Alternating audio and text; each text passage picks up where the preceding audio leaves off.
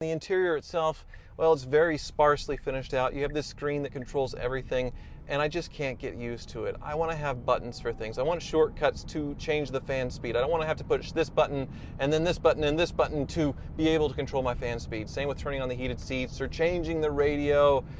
So many things. I guess there's some radio controls here, but there's just so many things that I hate toggling through the screen to do. And I hate looking at my rear view mirror in the TV screen rather than up here because it is completely useless with the vault closed. The mono wiper works, but it is kind of annoying. The coverage is a little spotty sometimes. It'll miss the middle of the windshield because it is so big. The windshield washer cleaner has actually improved a little bit.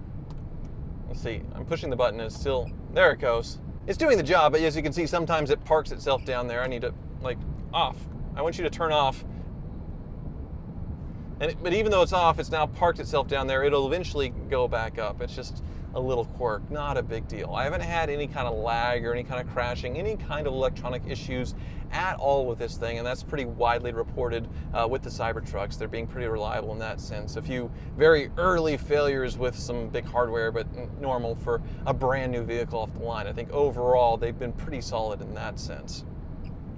Oh, there goes the wiper. But I did mention to all of my dealer buddies that I do want to sell my Cybertruck, and they called some of their bigger wholesaler friends, and a lot of them are scared and bidding a little under MSRP now because they obviously want to make money if they wholesale it, or if they're stuck with it for a long time, then they don't want to continue to ride that wave down.